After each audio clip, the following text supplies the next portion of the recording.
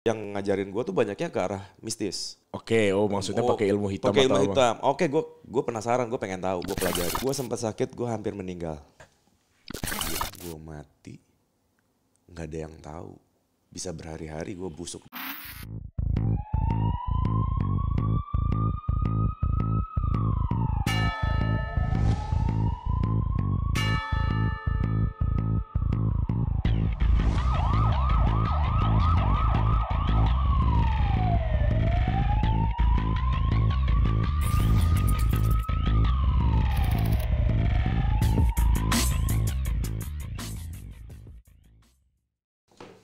Ferdian Paleka. Salah. Dulu gue pernah ikut dibully gara-gara dia tuh. Dibully gimana kan? Di sosmed kan banyak yang ngata-ngatain gue. Lah gue bilang salah orang. Mereka nggak tahu apa mereka Nggak tahu. Ada yang nggak tahu, ada yang ngotot. Itu kalau itu gue ada yang ngotot. Tapi anjing sih ya, zaman-zaman itu sih maksudnya bikin ya banyak orang resah juga sih. Cuma kalau lu melihat dari sisi elunya sendiri, melihat kasus Ferdian Paleka saat itu gimana Kang? Buat gue mah apa ya, gue nggak ikut pusing sih ya. Cuma ya YouTube itu kan sekarang segala macam ada, nggak jelas juga. Kadang-kadang gue malah kalau untuk YouTube itu kan orang bikin bagus-bagus tapi viewersnya dikit. Bener. Orang bikin ngasal, kok viral itu sih. Jadi gue juga bikin YouTube, di YouTube gue ya asal aja deh. Udah. Tujuannya memang buat ini ya, buat nyari viewers berarti ya. Iya. Iyalah, biar ditonton aja, gitu kan ya. Tapi pengaruh YouTube di hidup lu tuh ada gak sih Kang? Maksudnya selain lu bekerja di TV juga, dari YouTube lu juga pasti mencari uang dari sana juga. Kalau gue sampai saat ini belum ke situ. Belum ke sana. Karena ada sosok yang idealis kan, maksudnya kayak lo ya YouTube emang cuma nggak penting orang suka atau enggak, yang penting gue berkarya. Ya, gue termasuk yang itu. Gitu. Ya udah apa yang mau gue bikin. Orang banyak minta gue bikin konten hipnotis juga kan di YouTube. Gue justru jarang. Kenapa? Karena kan hipnotis lagi mainin di TV. Kalau gue main juga di YouTube, main hipnotis juga, bahan gue habis. Iya. Jadi gue bikin apa aja deh. Masa lu bisa habis bahan kayak begitu? Orang kreatif kayak lu? Ya tiap hari dihajar terus di TV. Iya. Kadang ada jenuhnya juga sih gitu. Main gitu hipnotis ada jenuh. Ada jenuh capek, aduh ini lagi. Kalau bisa ngundang gue di TV, jangan hipnotis deh, yang lain deh. Kadang-kadang juga. Iya susah tapi Kang, masalahnya kan orang kenal lu dengan image itu iya, kan. di jidat gue tuh udah ada tulisan hipnotis. Nah iya, ada hipnotis kan. kayak begitu. Maksud gue kalau ya orang mungkin gak tahu kalau lu dulu pernah ngeband. Bahkan mungkin orang gak tahu nama lengkap lu adalah Ferdian Syah Setiadi Setiawan SIP CHCHTC. Tahu juga. Apa sih? Enggak, maksud gue apa sih itu SIP itu apa SIP? SIP itu gelar pendidikan formal, sarjana ilmu politik. Gue tuh lulusan politik. Oke. Sebetulnya gue orang politik. Gitu. Tapi gue gue sarjana ilmu politik. Tapi gue lebih senang menjual tawa daripada menjual janji. Wow. Tapi bukannya banyak politisi juga yang menjual tawa? Kan dari janji dulu akhirnya diketawain. Iya, menarik sih. Terus CH apa CH? CH itu gelar non formal kalau di Indonesia, Certified Hypnotist. Hipnosis, hipnoterapi itu ada sertifikasinya. Ada sertifikasinya? Ada sertifikasinya. Kalau gue ngikut sertifikasi itu, gue bisa menggunakan nama CH di belakang nama gue? Boleh. Oh gitu? Ya. Berapa lama prosesnya? Kalau untuk belajarnya itu kalau sebetulnya bukan CH-CHT-nya itu yang penting. Tapi nanti uji kompetensinya. Loh, bedanya CH sama CHT itu apa? CH itu Certified Hypnotist. Oke, CHT? Certified Hypnotherapy. Bedanya antara hipnotis sama hipnoterapi? Orang yang bisa hipnotis belum tentu bisa hipnoterapi. Oke, gue paham. Kalau untuk hipnoterapi itu lebih ke healing gitu. Iya, lebih ke psikologi. Tapi kalau hipnotis, pengetahuan basic tentang hipnotis untuk entertain itu cukup dengan pakai certified hypnotist. Ngambil sertifikatnya di mana? Sekarang di Indonesia ada beberapa lembaga resmi yang bisa mengeluarkan itu. Termasuk gua sendiri juga bisa. Oh gitu? Lembaga gua bisa.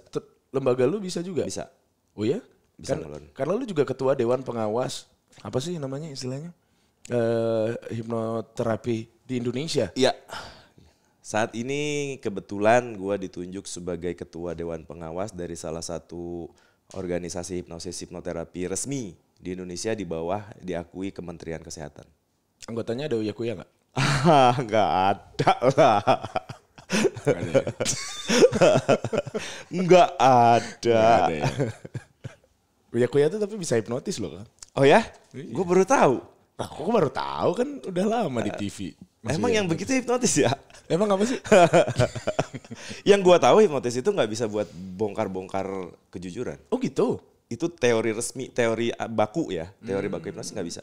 Jadi nggak, kalau misalnya itu di luar dari keinginan hati dari orang yang dihipnotis, dia nggak akan keluar kayak gitu. Enggak. Orang dalam kondisi hipnotis sekalipun sebetulnya kesadarannya penuh. Oh gitu. Jadi kalau memang ada yang disembunyikan, ada yang rahasia-rahasia itu meskipun dalam kondisi hipnosis deep sekalipun itu nggak akan keluar. Gue pernah baca, jadi untuk suatu kondisi orang yang sedang dihipnoterapi itu juga kadang-kadang mereka lupa dengan apa yang disampaikan tapi hati mereka lega. Iya. Nah itu masuk ke hipnoterapis berarti. Betul. Jadi ada beberapa orang setelah dihipnosis itu ada yang lupa, ada yang ingat. Nggak semua orang lupa. Tapi ketika lupa itu dia sadar sebetulnya apa yang dia ucapkan. Tapi ketika dibalikin lagi, Iya. tadi ngapain ya? Gitu. Itu lupa, bukan nggak sadar sebetulnya tadi. Iya. Lalu yang sering terjadi di televisi itu? Kalau di TV beberapa orang yang gue mainin, ya beberapa orang ketika gue balikin normal lagi itu lupa. Tapi beberapa orang juga inget. Gue tadi gini-gini kok nggak bisa ngelawan ya. Gue tahu itu salah, tapi kok gue lakuin. Itu banyak yang begitu. Iya. Nah gue tuh juga sebenarnya kan pernah jadi korban lu juga kan. Dulu lu minta kan? Karena gue minta. Nah, kalau tiap di acara nih orang-orang nih ya, kalau orang-orang dulu, orang-orang tuh ketemu gua ada beberapa orang takut. Ketika kita lagi briefing ngelihat ada bintang tamunya, ada gua, ada dia langsung nyamperin. Kang, ntar gua aja ya. Iya. Dia begitu dulu. Iya. Ntar gua aja ya. Benar-benar. Karena gue tahu hipnotis itu di TV waktu itu MBM-nya tinggi banget. Tinggi banget, iya. Dan gue butuh exposure. Betul. Iya, Dia ngomong dulu, lu ngomong. Soalnya gue anak baru lah ibaratnya. Kalau gue nggak main di situ, orang nggak tahu gue. Gitu Iya. kan. Tapi jujur sih waktu itu juga gue sempet kayak ngerasa, alah masa sih nggak mungkin lah gitu-gitu. Cuman apa karena gue nerima apapun sugesti yang lo berikan, akhirnya gue bener-bener ngikut gitu. Betul. Jadi hipnosis itu bisa bekerja kalau orangnya yang bersangkutan atau partisipannya tidak menolak. Kalau nolak nggak bisa. Berarti minimal nggak budek lah ya. Berarti Pak Haji Bolot nggak bisa tuh ya di Nggak bisa. Hipnosis itu komunikasi. Jadi kalau bolot-bolot gitu nggak bisa. Oh gitu. Orang bisa dihipnotis itu makin tinggi imajinasinya, makin tinggi fokusnya, kemampuan fokusnya, intelektualnya makin tinggi itu makin gampang. Oh berarti orang-orang cerdas tuh justru lebih mudah gampang. untuk dihipnotis. Iya. Kang tadi sempat ngebahas ini menarik nih. Maksudnya ketika hipnotis itu tidak bisa membuat seseorang melakukan di luar dari ketidakinginannya. Ya. Nah benar gak sih bahasanya ya kira-kira begitulah. Nah berarti yang sering terjadi di luar sana ada korban hipnotis. Itu tuh bukan hipnotis berarti.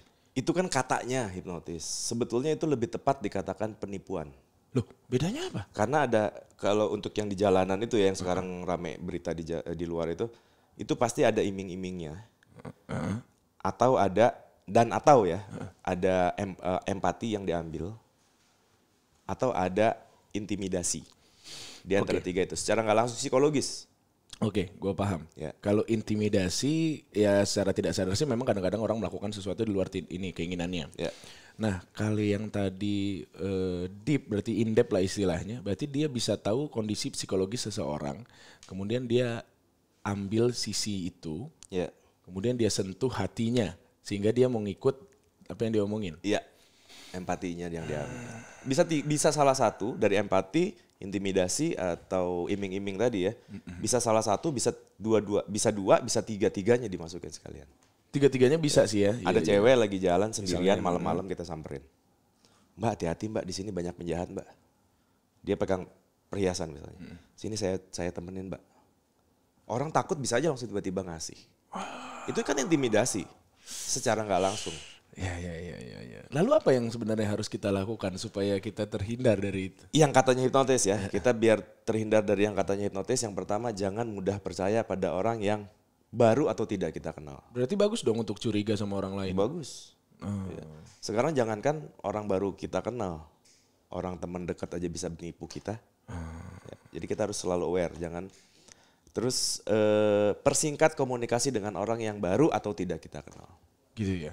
Itu kunci. Persingkat komunikasi itu kunci. Iya, secukupnya aja. Ya. Jadi nggak masalah ya, maksudnya kalau misalnya nanti ke depan gue agak curiga sama lu gitu. Nggak masalah.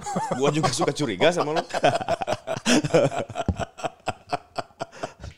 Aduh, Kang, tapi dulu awalnya banget nih, lu tuh lu tidak lahir, maksudnya gini, lu tidak bercita-cita ingin menjadi hipnoterapis dong? Enggak. Iya kan? Enggak awalnya sih. Boleh enggak. ceritain gak sih masa lalu lo, masa sekolah lo, masa kecil lo tuh kayak gimana sih? Sekolah masa lalu gua biasa-biasa aja ya. Gua bukan dari golongan berada, tapi bukan dari Ya. sederhana aja, biasa aja gitu. Dari kecil itu gua selalu punya cita-cita pengen jadi artis awalnya. Oh gitu. Dari kecil. Oke. Duh, gue pengen jadi artis, gimana nih caranya ya gitu. SD tuh? Dari SMP lah. Oh SMP. SMP. Gimana caranya? Tampang gak ganteng-ganteng amat gitu kan. Terus Relatif lah kalau kan. Akhirnya gue saat itu bisa nyanyi. Hanya sekedar bisa ya. Iya. Bukan bagus, bukan jago, bisa nyanyi. Kebetulan ada temen-temen ngajakin ngeband. Sempet lah gue ngeband. Ngeband sama temen-temen, bikin lagu sendiri. Terus ada salah satu produser label itu suka sama lagu-lagu kita. Di Bandung tuh? Di Bandung. Labelnya label sini, label Oke. Jakarta. Suka sama lagu kita, terus ngajakin kontrak. Oke. Gitu. Jadi nih artis nih. Wah, gue penyanyi udah nih. seneng dong. Itu kurang lebih pas lagi udah kuliah sih ya. Udah seneng nih jadi artis nih. Di tengah jalan sebelum rekaman, sebelum menuju tanda tangan kontrak, kan suruh dimatengin dulu lagunya. Sambil dimatengin lagunya, mereka mempersiapkan kontraknya. Oke. Ada beberapa lagu yang label itu tunjuk. Ini lagu yang buat jadi jagoan. Kebetulan itu lagu gua. Oke. Nah, ada salah satu personil nggak suka. Loh. Oke. Gitu. Dia punya lagu juga, nggak suka dengan Oke. itu. Akhirnya kita agak clash. Karena clash itu, gue jadi nggak nyaman di situ. Akhirnya sebelum kontrak gue sudah mengundurkan diri. Loh. Padahal hari itu harusnya kontrak gitu. Ya nggak hari itu. Oh iya menjelang kontrak menjelang lah. ya 3 minggu sebelumnya. Ya ampun sayang banget. Gue mengundurkan diri karena udah nggak nyaman ya. Gitu. Kita suruh latihan dulu kan sebelum kita rekaman tuh. Rapiin lagunya, ambil latihan. Tapi karena udah Waktu itu personel itu ngomong ke lu, gua gak suka nih gitu. Apa gimana? Enggak Lu secara taunya- ngomong terang-terangan sih enggak, tapi dari yang lain, dari teman-teman yang lain, dari personil yang lain. oke. Itu dia kayaknya nggak suka deh, katanya pengen lagu dia yang lo gue bilang yang menentukan kan bukan gua. Bener, ya udah ada produser yang nentuin kok. Dari situ akhirnya clash, ya udah gue cabut. Cabut tuh keluar dari band itu? Ya, gue bilang ya udah deh kalau memang nggak suka lagu gua mau dipakai silakan gue cabut. Gitu. Silakan cari pengganti gue cabut dari situ. Lalu akhirnya band itu tetap ada di cara Enggak, penggantinya? Oh, enggak. karena pihak label dan teman-teman yang lain nggak mau kalau gue nggak ada. Waduh. Akhirnya bubar lah band itu, nggak jadi. Ya udah di situ gue sempat trauma juga buat nyanyi buat ngeband karena wah ini udah di depan mata gitu kan. Tiba-tiba nggak jadi, sempat ngedrop di situ. Udah bingung lagi, ngapain lagi ya jadi artis? Gimana caranya jadi artis? Karena peluang lo satu-satunya itu sepertinya sudah hilang Iya, gitu saat itu kan. Terus lu masih hubungan baik sama orang itu? Masih, ya, sampai sekarang masih sampai sih. sekarang masih. Mungkin sekarang ketawa-ketawa aja lagi ya, nginget yang dulu. Ya mungkin sekarang sih gitu. Dia masih ngeband sekarang, masih ngeband. Dia sih masih di musik. Kalau gue udah Iya. Sama Masih sekarang. ketawa-ketawa apa lu ngetawain dia? tepatnya sih ngetawain.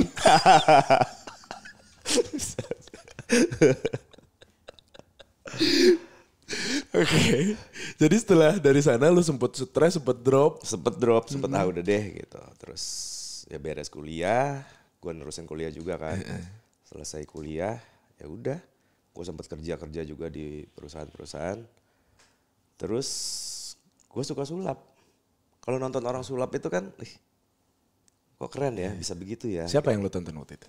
Banyak ya, pesulap-pesulap zaman dulu juga kan. Ya gue termasuk orang dulu kali ya. Iya, benar. Zaman dulu ada Mr. Robin apa gitu kan, gue nonton. Terus ya Dedi juga kan terus muncul gitu. Asik juga ya gitu. Gue pelajari sulap, main sulap. Gue orangnya bosenan. Oke. Jadi gue kalau udah bisa nih satu trik, sekali 2 kali mainin udah Ya. Karena udah tercapai targetnya. Iya, Kan? wah udah gitu. Sekali 2 kali udah. Terus trik itu kan banyak. Kadang-kadang juga kita butuh alat yang lumayan mahal harganya kan. Bosenan kan. Nggak, ini deh disulap gitu kan. Hanya sekedar apa ya? Ya tadi. Suka doang deh. Suka doang, aja. bener. Susah prosesnya, kita belajar banget pas udah sampai, oh ternyata gue bisa, ya udah. Ya deh. udah gitu. gitu. Ya. Sampai akhirnya dalam dunia sulap itu juga kan gue ngeliat ada orang hipnotis lah ya gitu. Gue bilang, ini bener gak sih hipnotis tuh? Gue cari. Siapa waktu itu yang lo lihat? Ada di luar sih ya. Kan dulu gue juga sering nonton magician luar yang salah satunya mainin hipnotis juga di YouTube lah gitu tuh. Okay. Gua tonton gitu kan. Ini bener apa enggak sih? Terus gue cari tahu lah. Sampai akhirnya ada salah satu orang Indonesia juga punya program acara, nggak usah disebutin namanya lah. Punya program acara RR betul. Gue cari dulu. Ini bener apa enggak sih? Akhirnya gue carilah di situ. Gue cari tahu ilmu hipnotis ini apa. Karena yang gue tahu itu magic tadinya. Ya kayaknya nggak mungkin deh orang bisa seperti itu gitu ya. Nggak mungkin deh, gue bilang gitu. Okay. Akhirnya gue cari tahu. Betul, yang ngajarin gue tuh banyaknya ke arah mistis. Oke, maksudnya pakai ilmu hitam pakai ilmu atau hitam. Oke, gue penasaran, gue pengen tahu, gue pelajari. Lu pelajarin? Iya. Ih gila. Sampai harus baca mantra apa segala macam. Hasilnya? Bohong. Beberapa gue keliling-keliling, kok nggak bisa ya. Kamu harus begini, sampai harus baca mantra apalah tiap malam Jumat sampai gimana. Gue cobain, gue jalanin. Nggak berhasil juga. Sampai akhirnya gue mulai cari-cari gitu. Ada teman gue psikolog bilang hipnotis itu bukan magic. Yang ngomong gitu. Okay. Itu bagian dari musuh psikologi. Dia psikolog. Oke. Gue tambah penasaran kan, cari. Lagi perjalanan gue lagi nyari, gue sakit. Perjalanan mencari lu sakit? Ya, sakit apa? Gue sempat sakit, gue hampir meninggal. Sakit apa sih? Sakit liver gue bengkak. Astaga, terus? Gue memang agak bandel sih dulu ya gitu. Jadi satu hari itu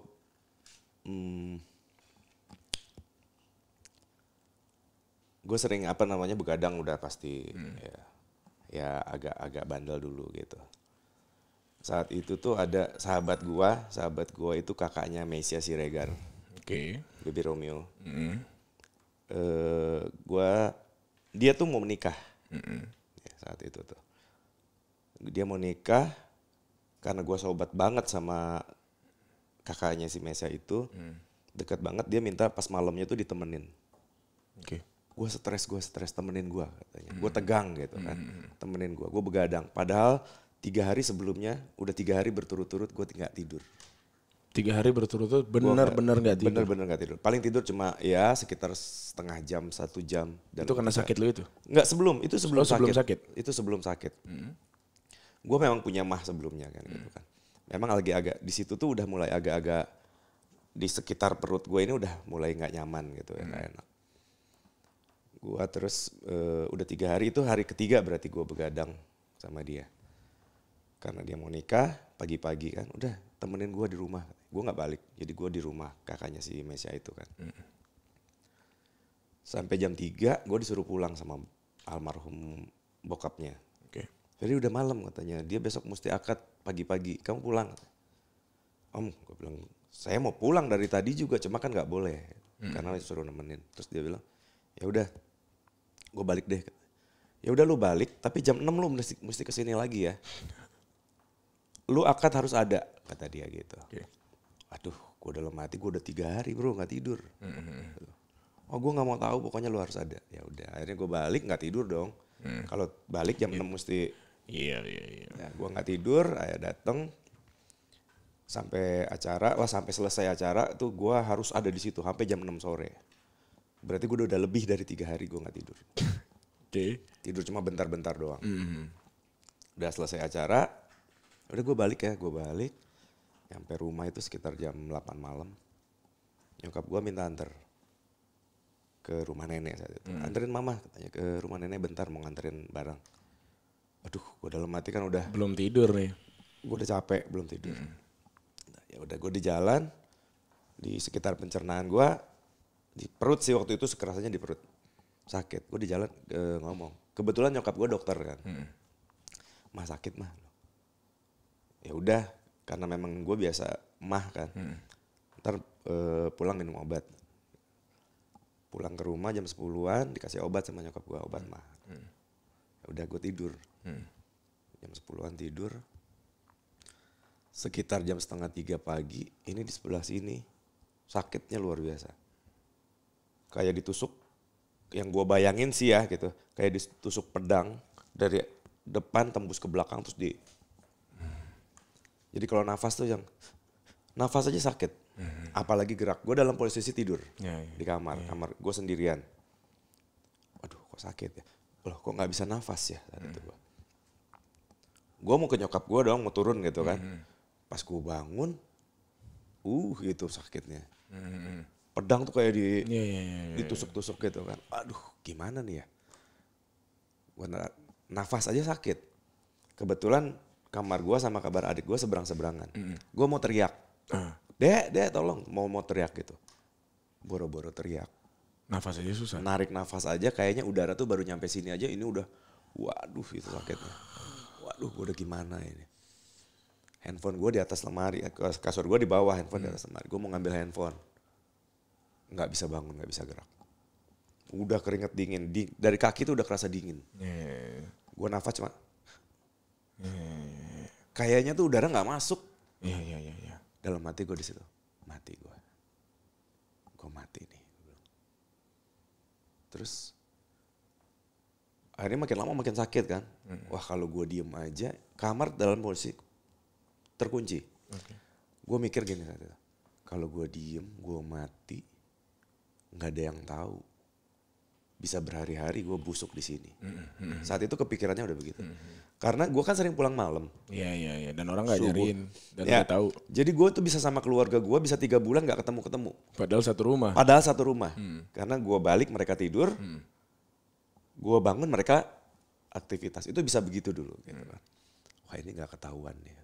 Gimana caranya? Akhirnya gue memaksakan diri turun ke bawah merangkak. Itu dari jam 3. Padahal rumah gue nggak gede-gede amat. Cuma memang gue di atas, kamar nyokap di bawah. Itu dari jam 3 sampai 4:30 baru bisa nyampe ke bawah. Karena merangkak itu Karena tadi? merangkak, geser sedikit sakit diem dulu. Geser lagi turun tangga terus. Itu udah gak bisa nafas gue. Sampai akhirnya gue ngetok kamar nyokap, sampai 4:30-an lah waktu itu. Diketok kamar, bokap gue keluar kaget lihat di bawah. Kenapa kamu? Gak bisa ngomong gue, cuma gitu doang. Ngeluarin suara kan harus ada udara, ya, harus narik nafas. Gue gak bisa narik nafas. Udah. Sama bokap langsung ngebangunin nyokap, gue digotong ke sofa. Di sofa nyokap nanya kenapa? Diperiksa sama nyokap. Udah minum obat belum? Gue cuma bisa ngangguk doang. Ya udah ke rumah sakit sekarang kata nyokap. Gue udah gak mau, di situ pikiran gue udah mati. Mati gue. Itu perjalanan ke rumah sakit tuh ya? Enggak, gue gak mau dibawa ke rumah sakit. Gue sampai gak mau? Gak mau, gue sampai adik gue dibangunin, terus ada saudara gue ya tinggal di rumah juga. Itu dibangunin, gue di tengah rumah tuh udah kelilingin. Udah ke rumah sakit. Bokap gue sama saudara gue pegang gue mau gotong gue gak mau, gue pegang ke sofa, gue gak mau. Gue gak bisa ngomong, gue cuma dalam hati ngomong. Kalau mau mati di rumah aja. Saat itu bayangan lo udah ini waktunya. Udah waktunya, karena dari gue nafas udah gak bisa. Udah cuman gak nyampe gitu kayaknya sih, udara tuh cuma nyampe. Gak masuk ke paru-paru gitu. Aduh itu sakitnya luar biasa. Udah. Terus gue udah, di saat itu gue mikir gini. Kata orang kalau orang mau mati itu udah bisa lihat malaikat pencabut nyawanya. Gue nyari gitu. Mana gitu di rumah. Keliling-keliling mata gue nyari malaikat. Adik gue cewek, adik gue udah nangis-nangis. Akhirnya nyokap gue udah di telinga gue. Udah bisikin? Ikutin mama. La ilaha illallah, la ilaha, udah gitu terus. Udah gue bilang, gue pasti mati nih, udah.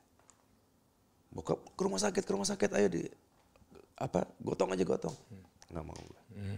Gue pegang aja udah. Mama gak ada alat-alat kata nyokap gue. harus kebawa ke rumah sakit. Enggak, gue cuma gitu. Ya udah, kiri kanan udah. Udah bisikin. La ilaha illallah. La ilaha. Dan lu juga udah ngikutin waktu itu. Gue ngikutin dalam hati karena gue nggak bisa, Ya, nggak bisa ngomong sama sekali. Udah.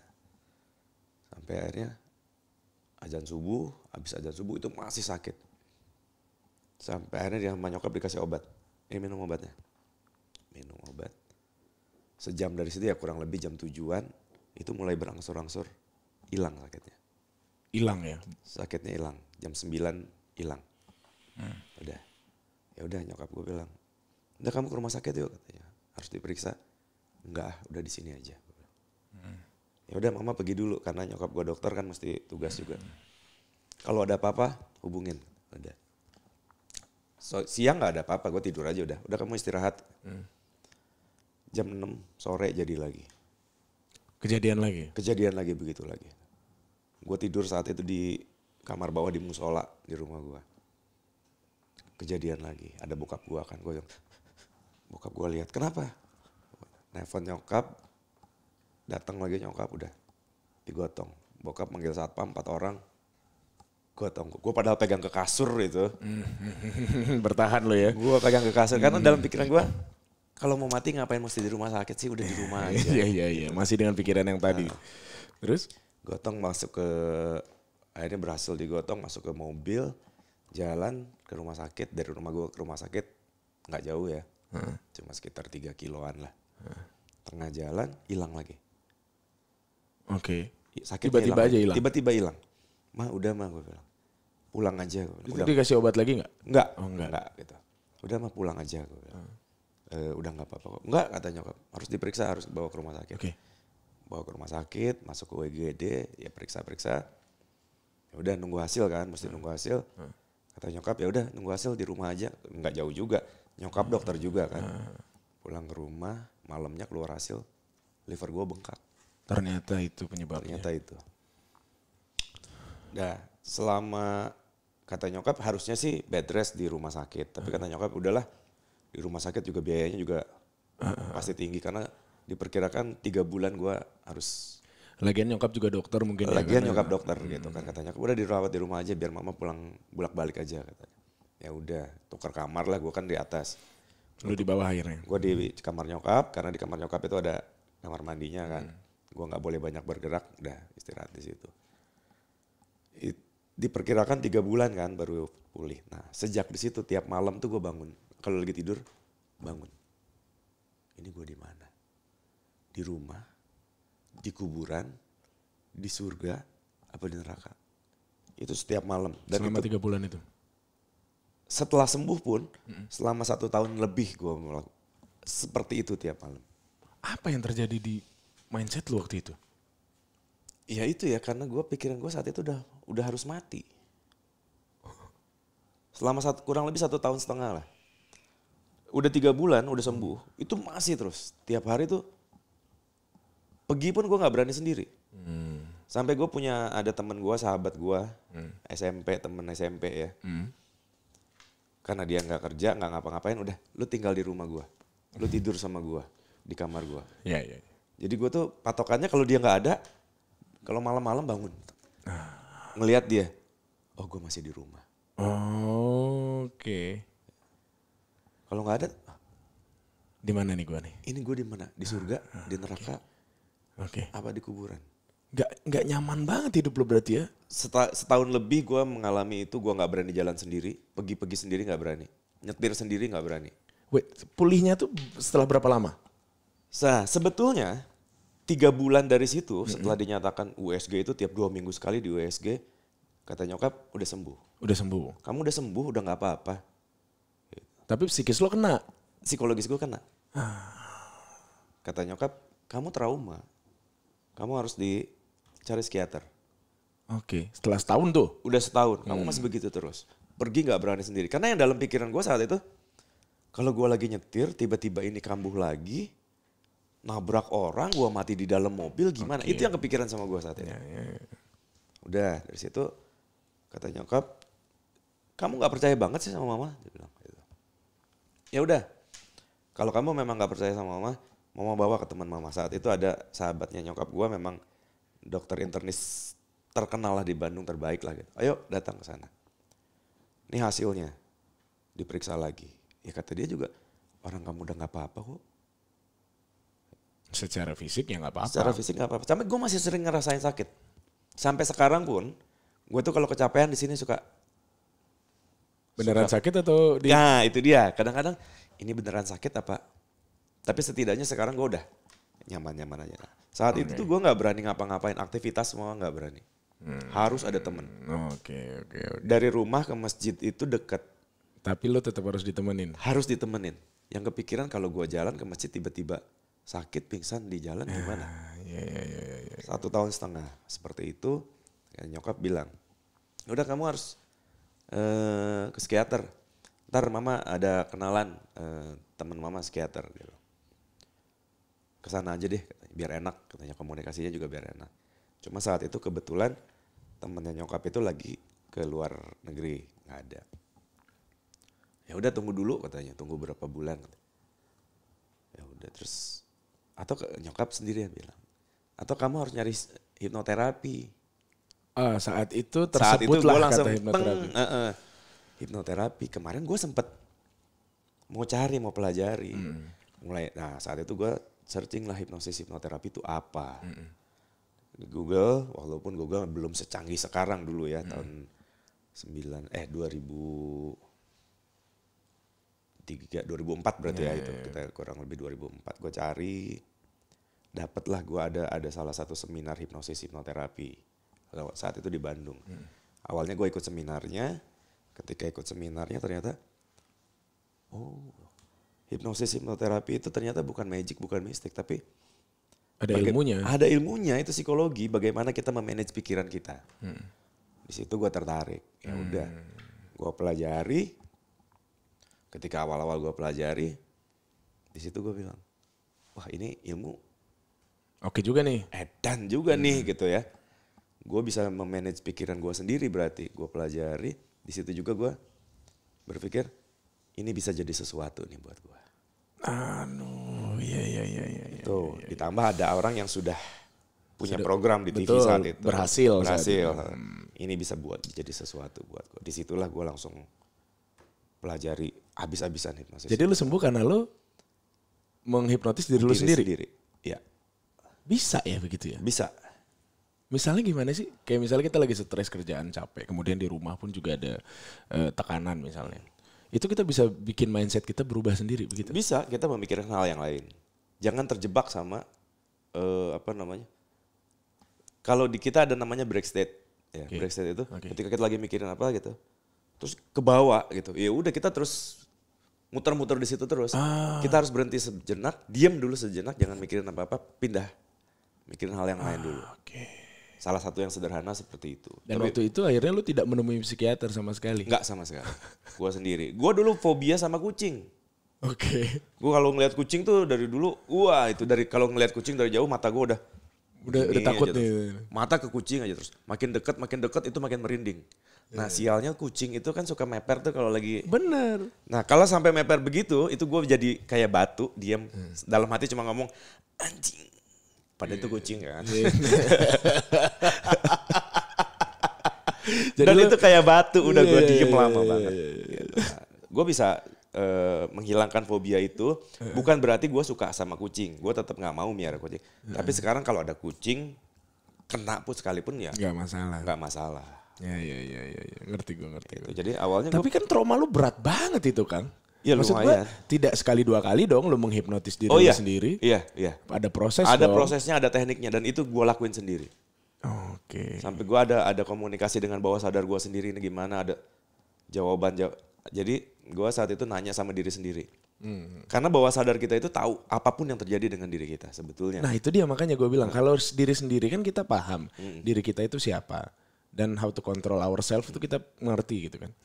Nah, kalau lu berusaha untuk memasukkan sugesti ke orang lain, berarti bukannya lu harus tahu pribadi orang ini seperti apa? Ya salah satunya harus tahu dulu. Cara masuknya kalau ke orang lain, orang tuh beda-beda. Oh ini kalau ngomong sama ini harus bagaimana, ini harus gimana, itu beda-beda. Sampai kemudian tahapannya lebih tinggi lagi, lu bisa menyembuhkan trauma seseorang tersebut. Ya bisa. Tapi kalau penyakit fisik bisa disembuhin gak sih Kang? Kalau psikosomatik fisik yang diakibatkan psikologi, psikosomatik itu bisa. Misalnya pala pusing. Pala pusing Sakit gigi. karena stres. Oh, pala pusing karena stres Bisa, bisa. itu psikologis. Darah tinggi kebanyakan karena dari Stres. pikiran, itu bisa. Oh gitu, bisa juga. Ya, tapi kayak flu, corona, ya nggak bisa lah.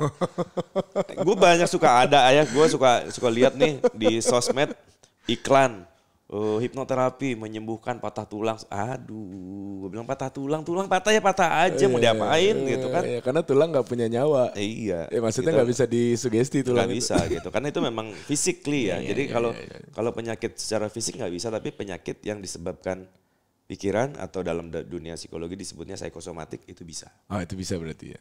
Berarti fisik tidak bisa kalau misalnya tidak berhubungan dengan pikiran.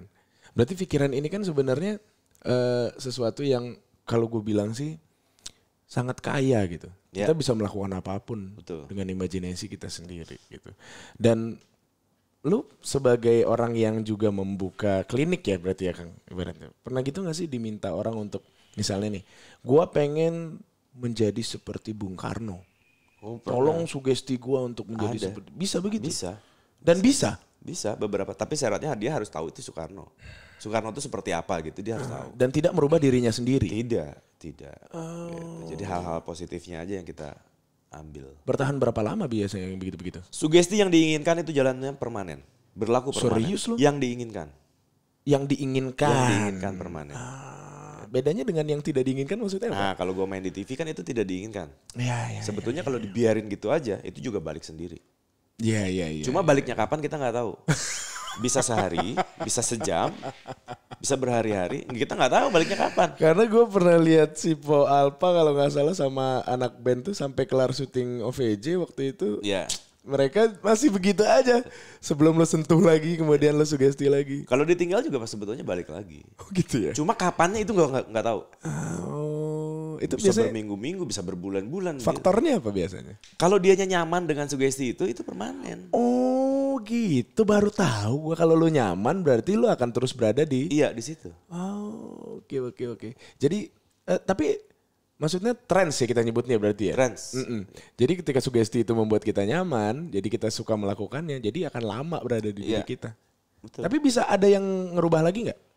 Misalnya Bisa. ada sesuatu, ada ke-trigger apa terus balik lagi ke yang dulu. Bisa juga bisa, gitu? Bisa. Nah supaya kita tetap bisa mengontrol, udahlah nggak ada triggernya gitu. Apakah kita juga harus belajar hipnoterapi supaya bisa menghipnotis diri kita sendiri atau gimana? Kalau sebetulnya ada cara-cara berikutnya ya, makanya sebetulnya hipnoterapi itu tidak semudah yang dilihat. Orang kan kalau ngeliat gue di TV, anak gampang banget sih, tinggal gitu doang gitu. Padahal itu gue tuh ngomong tuh ada patternnya. Iya. Karena Tidak semudah itu. polanya juga ya begitu kan. Iya. Ke siapapun juga sama. Tapi yang mungkin orang nggak tahu adalah Kang Ferdian ini biasanya kalau mau menghipnotis atau memberikan sugesti kepada orang-orang, Kang Ferdian di belakang tuh ngobrol dulu untuk mengetahui. Iya, gue harus pribadi tahu langsung. dulu nih lihat kemungkinannya seperti apa, masuknya lewat mana. Jadi kalau gue begitu, kalau orang kan briefing. Iya. Ya gue nggak nyebutin namanya ya siapa Iya, ya. iya, Kalau gue kan lihat dulu, oh ini bisa nih masuknya begini, oke aman. Betul, karena kan kita berbicara entertainment juga kan, Ya, harus menghibur juga. harus menghibur juga. Kalau misalnya dia nggak bisa disugesti, ya ngapain kita mainin dia gitu kan. Paham gua. Tapi ada nggak sih, maksud gua masalah yang paling kompleks atau unik yang pernah lu tangani? Misalkan ada yang orientasi seksualnya berbeda, kemudian dia ingin lurus, begitu ada? Ada banyak. Yang paling unik tuh gini, gue pernah, gue sebut aja ya, yang gay, dia pengen normal. Homo nih ya? Ya, dia pengen normal, terus kita terapi, setelah normal, udah normal. Oke. Dia berapa minggu kemudian balik lagi, Mas balikin lagi aja deh. Lah?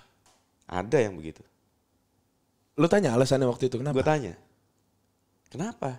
Lah waktu itu kan bukannya, karena ketika mau terapi itu kan ada kontrak.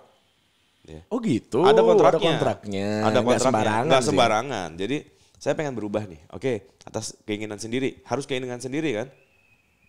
Atas kesadaran sendiri, keinginan sendiri. Tanda tangan kontrak udah. Terus? Masalahnya apa di situ udah jelas kan. Oke udah. Gue tanya, loh kemarin bukannya memang keinginan sendiri? Iya mas. Terus kenapa sekarang pengen dibalikin lagi? Ya selama ini gue pacaran sama cowok, dia cowok itu sama cowok. Selama ini tuh dia yang menghidupi. Ujung-ujungnya ke uang. duit. Setelah dia normal, dia kan tidak berhubungan lagi sama orang itu gitu. Ya nggak dapet duit dong. Minta dibalikin lagi, ada asli itu. Akhirnya gue, karena hipnoterapi itu kan client center terapi, kita menjalankan apa yang klien mau. Gitu. Ya sudah, memang maunya seperti itu, bikin kontrak baru, bayar lagi dengan kasus yang berbeda. Berarti lo nggak bisa membuat netizen suka dengan apa yang lo lakukan di TV sekarang ya? Nggak bisa. Karena netizen juga mungkin nggak mau itu gitu kan. Iya. Paham gua sekarang. Berarti nggak semua orang juga yang bisa lo sugesti gitu ya? Nggak semua. Jadi memang harus orangnya mau. Tapi itu lucu sih, menarik sih. Maksudnya ketika dia ingin jadi normal kembali, kemudian dia minta lagi untuk gay karena masalah materi. Iya. Dan kasus seperti itu banyak ya. Banyak. Dan kita kalau berbicara kontrak berarti udah ada harganya di situ. Ada. Klinik lo sendiri itu juga pasti ngantri dong ya kan berarti ya? Alhamdulillah ngantri sampai saat ini. Iya sih. Ada terus. Dan lo bisa membagi waktunya itu tuh luar biasa. Maksud gue gini, ketika kita membantu orang lain, bukannya kita tuh butuh energi yang sangat besar. Sangat. Nah, gimana cara lu bisa mendapatkan energi sebesar itu untuk kemudian lu bagi ke orang-orang yang lu bantu? Ya, jadi kalau gue sekarang kebetulan gue juga jadwal syuting lagi padat. Ya. Kalau gue nggak pernah mau menangani orang kalau pikiran gue sendiri lagi ruwet. Ya kalau misalnya tanggalnya hari itu harus ketemuan? Ya itu harus profesional ya. Jadi kita harus spare. Ketika kita mau terapi orang tuh rumitnya luar biasa.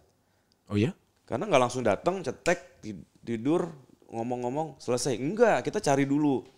Ini orang seperti apa, maunya apa, akar masalahnya di mana. Itu bisa berjam-jam tuh nggak ngapa-ngapain, cuma ngobrol doang. Berarti lu kayak psikolog juga berarti iya, ya? memang seperti itu. Oh iya. Nggak sembarangan datang langsung gitu, enggak. Dan itu kadang-kadang juga nggak sekali datang langsung lu berikan sugesti? Enggak. Kadang-kadang kan kita biasanya per 3 sesi. Sesi pertama cuma ngobrol doang. Kita cari dulu ini masalahnya apa sih. Ini orang maunya apa sih. Kadang yang gue suka kesel tuh begini. Mas, saya mendingan gimana sih? Saya harus gimana? Lah gue bilang, hidup-hidup lu kok nanya ke gue. Dalam hati gitu ya. Gitu, kan. Tapi lu secara profesional harus profesional harus kita bantu. Lu aja nggak tahu gimana gua kadang-kadang gitu kan. Tapi akhirnya lu coba menggali itu kan supaya dia akhirnya mengetahui apa yang dia mau. Ya, kita hanya membantu akhirnya ya yang mengarahkan bukan gua, dia sendiri. Kita bantu dia mencari solusi sendiri sebetulnya itu.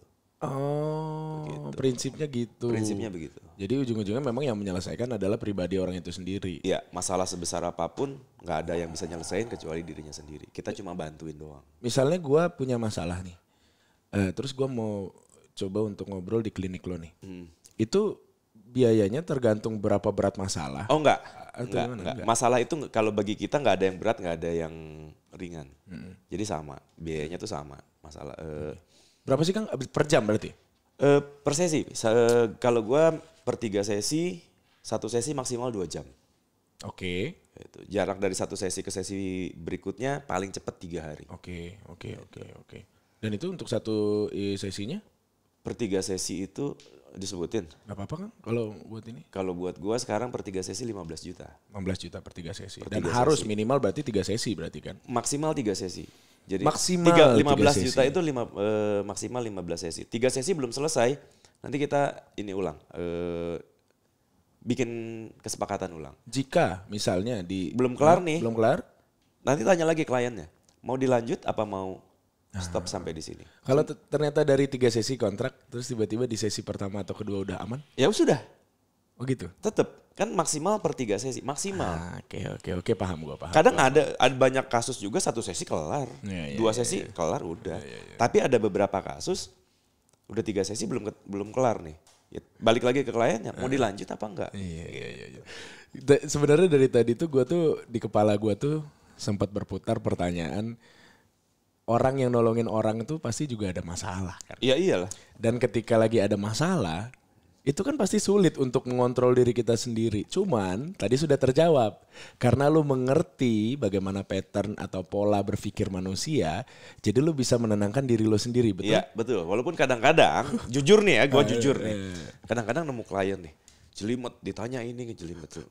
Dalam hati, gue ngomong dalam hati, anjing cepetan dong.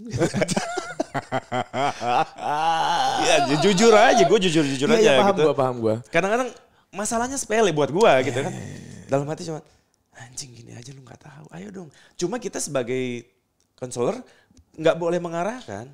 Iya, harus keluar dari dirinya Iya sendiri. dirinya sendiri gitu. Kita cuma bantu nunjukin jalannya aja nih. Ini ada jalan ke sini, ada jalan ke sini. Lu mau pilih yang mana? Oke, kalau ke sini nih ada ke sini lagi. Lu mau pilih yang mana? Cuma begitu doang sebetulnya gitu. Udah mati, anjis cepetan dong lama gitu. Emang lu doang yang punya masalah? Gua juga suka begitu kadang-kadang kalau lagi. Tapi lu Ada klien. lu pernah nggak nemuin hipnoterapi yang lain atau psikiater di saat lu seperti sekarang ini ya? Untuk ya sekedar nenangin pikiran atau nggak perlu? Ada Oh, ada juga. Ada beberapa teman-teman sesama konselor, sesama terapis juga bantuin gua dong. Ah ya udah sini. Oh, Ada. iya. Tukang cukur juga nyukur sendiri kan susah. Iya benar. Dokter mau ngoperasi sendiri gitu. Ya Itu kan dia. nggak bisa gitu. Benar. Ya kita juga manusia lah. Iya. Tapi ini agak sedikit melenceng sih ya sebenarnya dari hipnotis ya. Cuman maksudnya tetap dalam ranah hipnotis sendiri. Di OVJ setiap kali kemunculan lo itu kan memang selalu masuk hipnotis gitu kan. Nah banyak netizen yang nggak suka gitu. Gue pengen tahu pendapat lo sebagai manusia aja deh tentang netizen itu. Ya kalau gue gini, ketika kita bikin acara nih, bikin hajatan ceritanya. Ya. Terus kita ada 100 orang tamu misalnya. Kita suguhin nasi goreng, kita bikin seenak-enaknya nasi goreng. Kita sodorin ke 100 orang. Apakah pertanyaan gue, apakah semua orang pasti suka? Enggak kan? Ya udah seperti itu. Ya udah kita berusaha melakukan yang terbaik. Orang mau suka mau enggak ya itu pilihan silakan. Gitu. Banyak juga netizen yang kenapa Alfa lagi Anwar lagi. Ya, ini gue di sini gue jujur nih ya. Gue sendiri juga bosan sebenarnya maininnya. Gue sering komplain ke produser juga. Ini lagi sih. Terus? Cuma yang jadi masalah produser tim kreatif itu bikin konten itu nggak ngasal. Mereka lihat data. Yang paling tinggi datanya, yang paling banyak disukai kalau Alfa sama Anwar. Ya sudah. Gue secara profesional, ya sudah gue jalanin. Bener, karena semuanya pernah jadi korban. Iya. Dan dilihat kan siapa. Yang paling tinggi itu gitu. Kalau ngomongin secara pribadi, gue juga bosen. Ini lagi. Dapat skrip, kadang-kadang gue suka, nggak ada yang lain apa? Masih dimakan ya mau gimana? Ya udah, gue profesional ya gue jalanin. Itu berarti kuncinya profesional. Berarti. Netizen banyak yang wah itu lagi. Lah gue sih profesional. Mereka kan nggak ngeliat data, nggak ngeliat apa-apa ya. Bener. Keren. Tapi kan yang gue lihat ya, kalau lu lagi memberikan sugesti, kalau di TV itu kan kita harus ngomongnya begitu ya. Karena hipnotis sendiri itu tidak boleh lagi digunakan katanya dari KPI, bener gak sih? Sekarang udah boleh. Sekarang udah boleh Sekarang lagi? udah boleh. Jadi boleh. Beberapa waktu yang lalu ada konferensi dari KPI, ada beberapa orang-orang TV juga, termasuk gue juga ada di situ, ngebahas tentang hipnotis. Jadi intinya hipnotis itu boleh tapi kontennya yang dijaga. Kontennya aja yang dijaga. Tapi emang harus pakai baju hitam ya? Enggak juga sih. Sebetulnya enggak. Cuma kalau gue baju hitam memang dari dulu ya. Gue seneng main motor. Itu kalau pakai baju yang lain-lain kotor-kotor tuh kelihatan. Iya. Awalnya dari situ. Terus ya banyak magician juga pakai baju hitam. Jadi gue juga pakai baju hitam. Terus hipnosis itu bermain dengan psikologi orang. Sekarang gue mau hipnotis tapi gue pakai baju warna pink. Iya orang jadi gitu kan? Iya kan? Iya, paham gue. Makanya gue pernah di salah satu TV, produsernya lu kenal, gue bilang kalau main sketsa gue pakai baju lain nggak masalah. Tapi kalau ngehipnotis gue harus pakai baju hitam karena memang itu udah permainan psikologi tadi. brand image-nya gue gitu. Iya. Yang menarik adalah gue tuh baru mendapatkan informasi bahwa lu juga mengajarkan teknik interogasi. Dan yang dilatih ini bukan sembarangan. Justru salah satu, apa nyebutnya? Ya gue juga ngajar kebetulan dari ilmu yang gue punya juga gue dipercaya untuk ngajar di salah satu pasukan elit di Indonesia. Sebuah instansi. Nah, bukannya TNI-nya ya? Ya jadi ada intelijennya yang butuh ilmu dari gue ajarkan di situ. Jadi teknik yang gue ajarin tuh bukan nembak, bukan perang ya, cuma teknik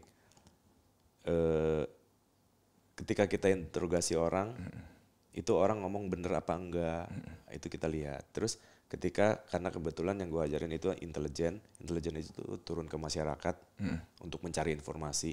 Bagaimana caranya biar orang itu mau ngasih informasi sedetail mungkin, seakurat mungkin sama kita. Gitu. Itu ada teknik psikologinya, jadi pendekatannya gimana, itu yang diajarin. Oh gitu, teknik seperti itu. Boleh nggak dalam beberapa menit ke depan lu coba interogasi gue? Kita ganti posisi. Interogasi. Coba lu di sini. Interogasi itu kan harus tahu tujuannya dulu. Tujuannya mau kemana, mau cari informasi apa nih. Nah gimana gitu. Caranya dia biar ngomong. Lu gak penasaran sama hidup gue? Gue banyak tahu sama dia. Orang gue cerita semua. Gue seingat dulu dia pernah diminta sama gue dulu. Di backstage. Dia waktu itu masih patah hati, pengen ngelupain gimana sini gue bahas. Di backstage lu inget gak? Itu lagi syuting, dia lupa aja. Gue lupa itu ya. Waktu itu gue pacaran 5 tahun terus putus ya. Iya benar. Lagi galau dia dulu syuting gitu. Syuting moodnya jelek amat. Lu kenapa sih? Dia curhat di belakang, udah sini kita lupain. Iya. Iya benar.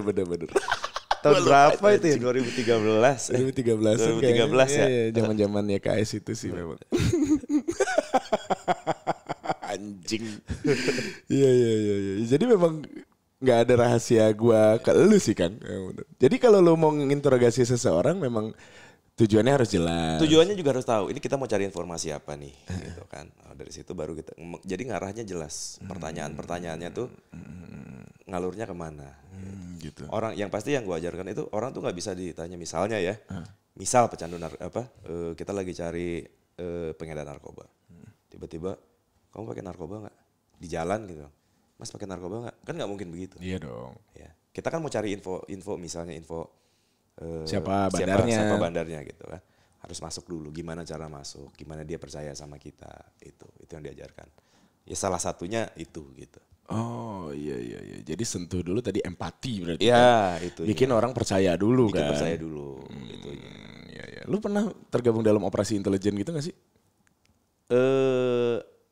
Secara langsung enggak, tapi gue ngasih pengarahan iya by phone. Ih gokil, nggak ada yang tahu loh Ferdian tuh ternyata luar biasa. Jadi gue nggak datang langsung ke lokasi. Jadi pengarahan, bang ini kita dapat nih, ini harus gimanain? Oh coba tanya begini, tekniknya begini.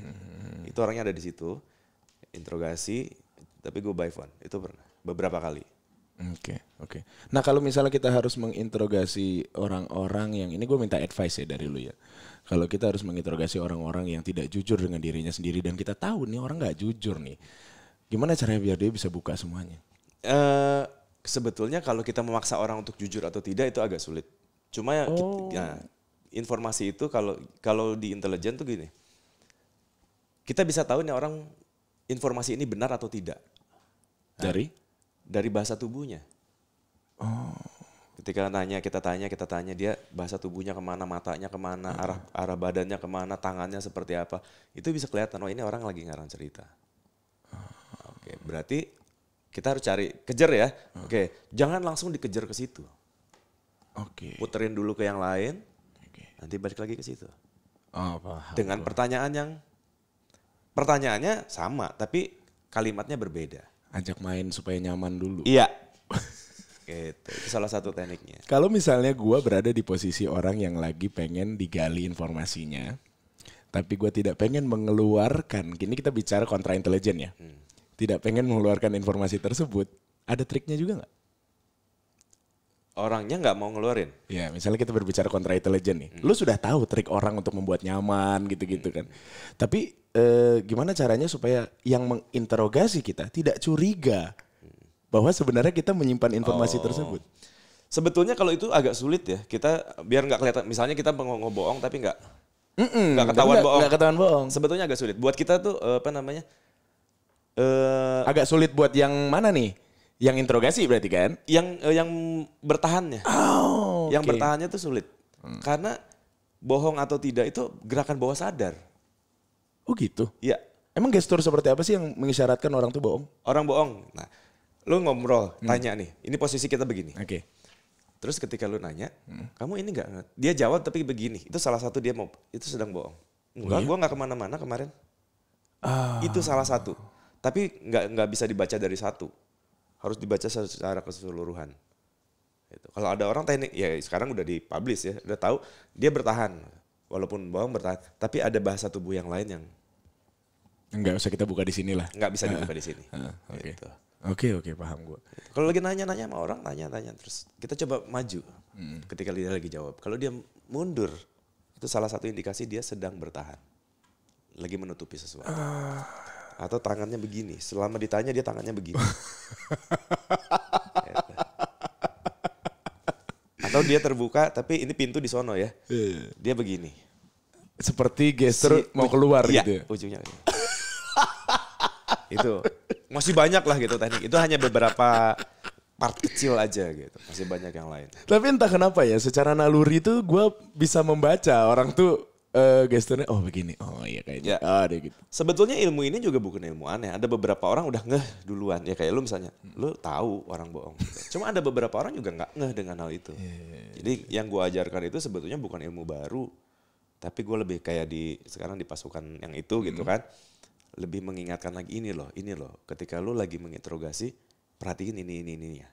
Ketika lu sedang mencari informasi, lu harus buat mereka begini. Lu harus buat lebih ke situ. Berarti lu gak pernah dibohongin orang dong? Ya pernah aja. Cuma kalau gue ketika tahu orang lagi bohong, gue gak akan kejar. Ya sudah. Misalnya bohong soal apa? Apapun itu. Mantan gue selingkuh gitu kan. Misal gitu kan. Bukan misal, memang beneran sih kejadian. Gue tahu dia selingkuh, ya sudah gitu. Gak perlu dikejar. Gak perlu dikejar. Makin dikejar, itu makin bohong. Ketika tahu selingkuh, ya udah gitu. Terus apa yang lo lakuin waktu itu? Gue tahu selingkuh, ya udah pergokin aja, udah temuin. Mau ngomong, udah nggak ngomong, senyum, tinggalin. Selesai. Kalau kamu kemarin kemana? Enggak, nggak kemana-mana. Bener kamu ngaku, itu nggak akan pernah keluar. Iya. Cobain, nggak pernah keluar. Gue tahu dia bohong. Oh ya sudah. Kamu kemarin kemana? Pergi sama si ini. Beneran sama itu? Oh ya udah. Seperti yang percaya tapi udah. Besoknya dia lagi di mana gue samperin. Tunggu momen. Senyum. Jelas ya? Udah, cabut. Beres. Itu yang bikin lo masih jomblo sampai sekarang? Salah satunya ya. Karena lo gak percaya sama hubungan apa gimana sih? Bukan gak percaya. Gue sekarang lebih hati-hati aja. Karena ya dari situ gue pernah mengecewakan. Bukan gue yang kecewa tapi keluarga gue juga kecewa. Gitu ya. Dari situ gue sekarang lebih berhati-hati untuk supaya gak salah lagi milih, itu aja. Jadi ya santai lah gitu. Nikmatin aja dulu. Tapi bukannya jadi ngeri ya? Maksudnya orang-orang untuk deket sama lo yang belum mengenal lo jauh ya? Maksud gue kalau gue mah ya udah bodo amat lo mau baca gue siapa, silakan, gak ada yang gue sembunyiin gitu kan. Cuman ya bikin orang makin takut gak sih buat deket sama lo? Ya beberapa orang ya deket sama gue tuh langsung wah takut dibaca. Padahal kan gue menggunakan ilmu yang gue punya itu kalau memang dibutuhkan. Kalau enggak begaul ya kayak sama lu main-main aja biasa aja, nggak pernah ngapa-ngapain juga. Pernah nggak di backstage ngelihat gue ngehipnotis orang? Nggak pernah. Gue ngehipnotis kalau dibayar doang.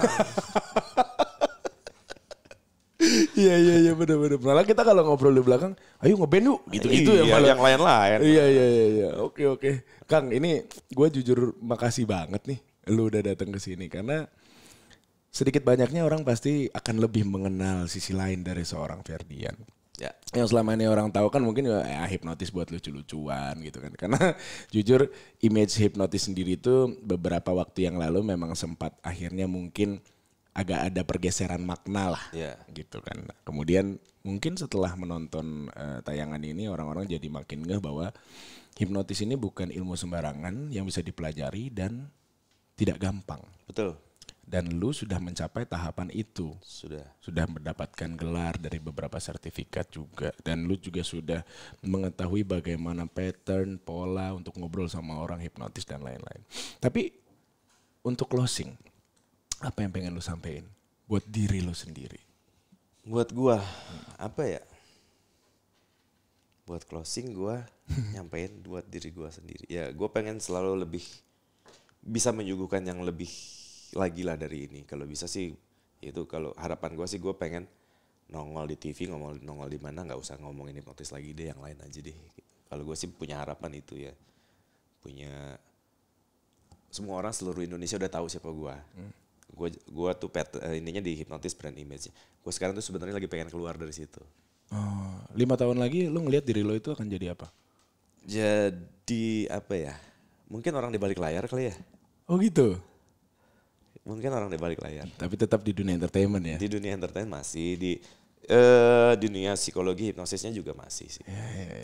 Luar biasa. Sukses selalu Kang untuk apapun yang lo lakuin ke depan. Amin, sama-sama lu juga. Ada nasihat buat gue? Sebelum kita tutup? Nggak ada sih, gue sih paling selama ini kalau main satu frame sama dia udah paling enak deh. Udah nggak beberapa artis ribet ya. Oh nanti ini nanti itu nggak mau ini nggak mau itu. Nggak, beberapa artis ribet. Kalau lu sih, Gilang, aman mau diapain aja, ayo. Dia sih udah begitu. Ya, oke. Thank you ya Kang ya, sukses ya. Iya, sama-sama.